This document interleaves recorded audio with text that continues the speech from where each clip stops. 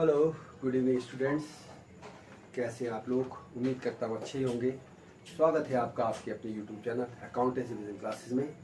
जैसा कि आपको पता ही है, इस चैनल के माध्यम से मैं आपको बिजनेस स्टडीज़, अकाउंटेंसी और इकोनॉमिक्स की बहुत अच्छे से कॉन्सेप्ट बेस क्लियरिटी के साथ चैप्टर्स की गाइडलाइंस प्रोवाइड करता हूँ और चैनल आपका ही है।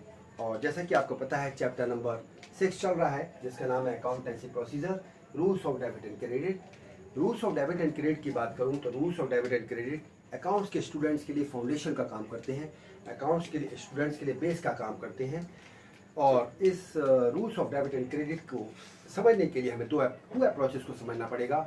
वो कहलाती है ट्रेडिशनल अप्रोच। ट्रेडिशनल अप्रोच को इंग्लिश अप्रोच भी कहते हैं और दूसरी अप्रोच कहलाती है मॉडर्न अप्रोच। मॉडर्न अप्रोच को अमेरिकन अप्रोच भी कहते हैं या अकाउंटिंग इक्वेशन अप्रोच भी कहते हैं।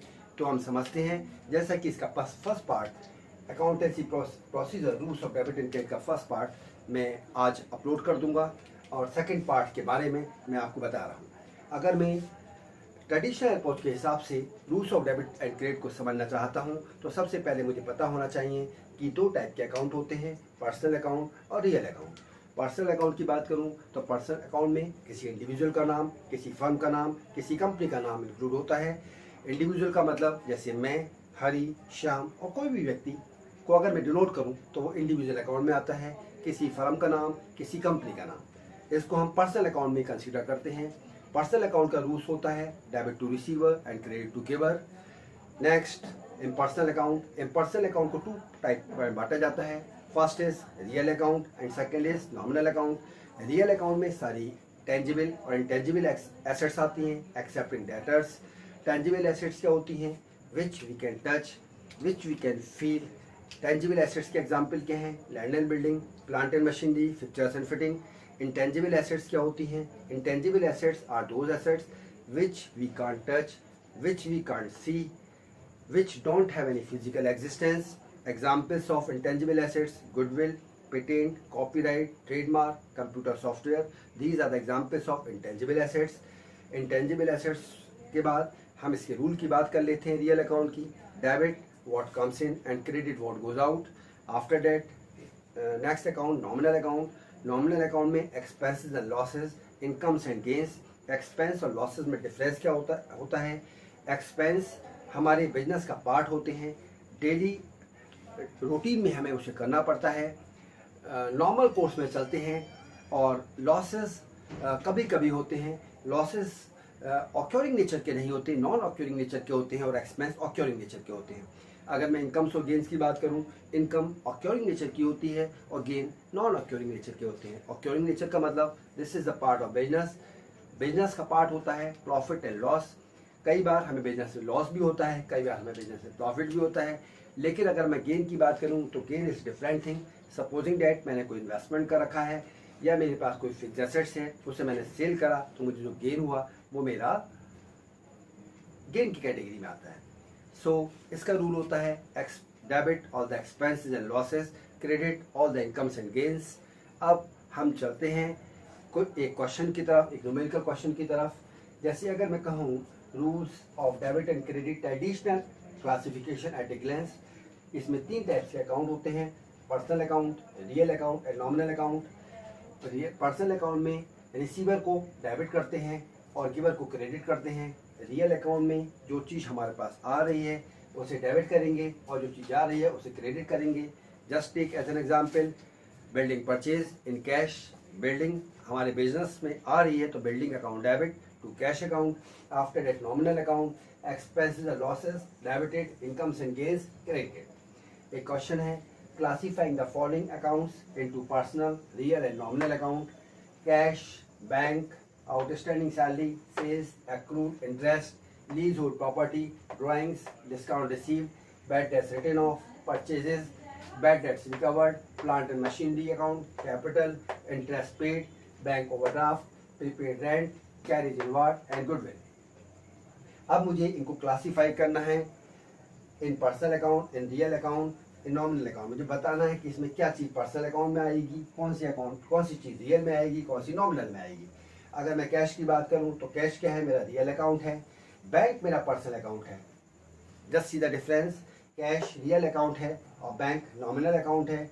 आउटस्टैंडिंग सैलरी मेरा पर्सनल अकाउंट है। सेल्स मेरा नॉमिनल अकाउंट है। एक्रूड इंटरेस्ट की अगर मैं बात करूं तो एक्रूड इंटरेस्ट मेरा पर्सनल अकाउंट है। लीज होल्ड प्रॉपर्टी हमारी रियल अकाउंट में आती है। ड्राइंग्स जो है हमारे पर्सनल अकाउंट में आते हैं। ड्राइंग्स के बाद अगर बात करूँ डिस्काउंट रिसीव्ड हमारा नॉमिनल अकाउंट में आता है। बैड डेट्स रिटन ऑफ भी हमारा नॉमिनल अकाउंट में आता है।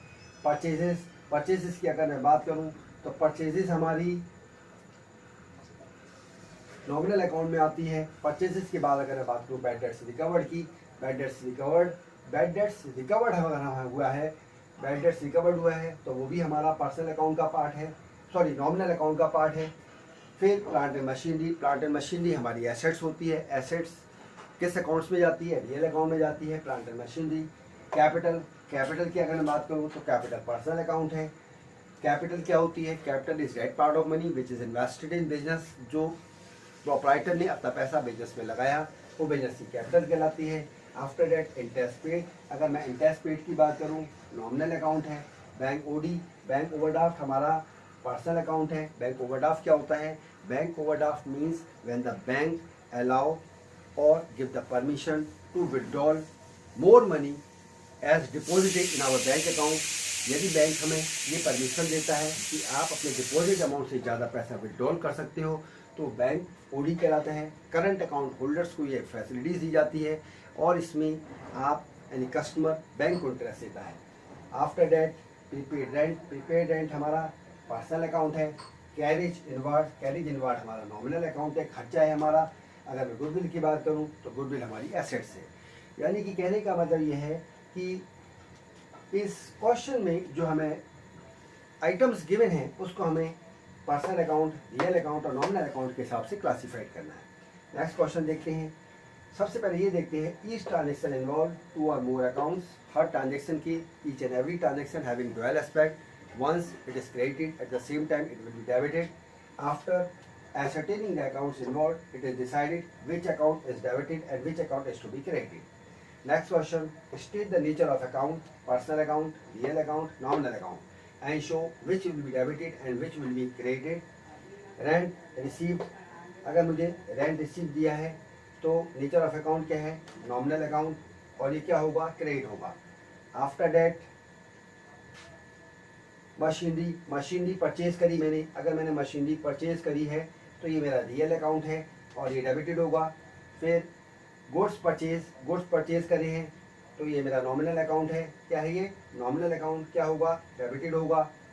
कैपिटल इंट्रोड्यूस मेरी क्या है? पर्सनल अकाउंट है। क्या होगी? क्रेडिटेड होगी। आफ्टर दैट रेंट पेड मेरा नॉमिनल अकाउंट है। क्या होगा? डेबिटेड होगा। इंटरेस्ट रिसीव मेरा नॉमिनल अकाउंट है। क्या होगा? क्रेडिट होगा क्योंकि मैं इंटरेस्ट को रिसीव कर रहा हूँ। नॉमिनल अकाउंट का रूल क्या कहता है? Debit all the expenses and losses, credit all the incomes and gains. जो चीज़ बिजनेस में आ रही है इन फॉर्म ऑफ इंटरेस्ट और in form of any kind of receipt आप उसे क्रेडिट करेंगे और all the losses and expenses will be debited. This is the rule of nominal account. After that building sold, building assets है, real account credited होगा। Discount allowed, nominal account debited होगा। फिर goods sold, sales nominal account है और ये क्या होगी? Debited होगी। तो इसमें अगर मैं ट्रेडिशनल अप्रोच की बात करूं और rules of debit and credit की बात करता हूं तो हमें ये रूल्स फॉलो करना होता है क्योंकि ट्रेडिशनल अप्रोच में जो रूल्स होते हैं, ट्रेडिशनल अप्रोच में जो हमारा टाइप्स ऑफ अकाउंट्स है वो 2 पार्ट में डिवाइड होता है, personal account and impersonal account. Personal account and impersonal account. Personal accounts में 3 चीज़ें आती हैं, इंडिविजुअल, फॉर्म, कंपनी। इम्पर्सनल में हमारी 2 चीज़ें आती हैं, रियल अकाउंट और नॉमिनल अकाउंट। रियल अकाउंट में टेंजिबल और इंटेंजिबल एसेट्स आती हैं, एक्सेप्टिंग डेटर्स। और जो हमारा इम्पर्सनल अकाउंट है, इम्पर्सनल का जो नॉमिनल अकाउंट है, इम्पर्सनल का जो फर्दर क्लासिफिकेशन हमने करा है रियल अकाउंट और नॉमिनल अकाउंट, इसमें 2 चीज़ें आती हैं हमारी, रियल और नॉमिनल अकाउंट। नॉमिनल अकाउंट में एक्सपेंसेस लॉसेज आते हैं, इनकम्स एंड गेन्स आते हैं। तो ये चीज़ हमें याद रखनी है। यानी ट्रेडिशनल अप्रोच में 3 होते हैं, personal account, real account and nominal account.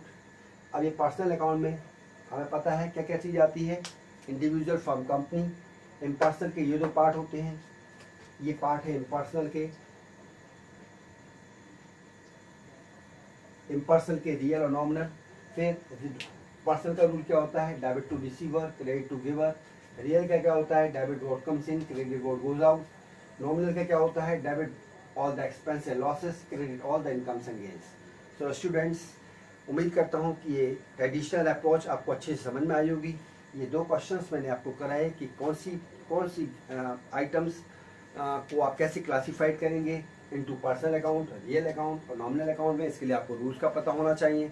अगर आपको रूल्स आता है तो आप क्वेश्चन को इजीली अटेम्प्ट कर सकते हैं। अब हम इसकी नेक्स्ट अप्रोच देखेंगे, modern approach, account to equation approach, जिसे अकाउंट टू इक्वेशन अप्रोच भी कहते हैं, या जिसे हम अमेरिकन अप्रोच भी कहते हैं, अपनी नेक्स्ट क्लास में। अगर कोई इसमें आपको डाउट है तो आप मुझे कमेंट कर सकते हैं। कोशिश पूरी करूँगा कि आपके कमेंट्स के जवाब दूँ, राइट। और नेक्स्ट क्लास को, यानी कि इस चैप्टर नंबर 6 का नेक्स्ट पार्ट लेकर, यानी कि मॉडर्न अप्रोच को एक्सप्लेन करने के लिए मैं नेक्स्ट पार्ट पे वीडियो अपलोड करूँगा, नेक्स्ट पार्ट डाउनलोड करूँगा, जिस पे मैं आपको मॉडर्न अप्रोच के बारे में डिस्कशन करेंगे। सो अपने इस चैनल को लाइक, शेयर एंड सब्सक्राइब करना ना भूलिए। कोई भी प्रॉब्लम आए बिल्कुल बिना किसी हेजिटेशन के मुझे कमेंट करिए। Feel free to comment to me on your channel Accountancy Vision Classes. I will do my best to give you a response as soon as possible. So till then, thank you so much for watching it. Have a good day. Thank you so much. All the best.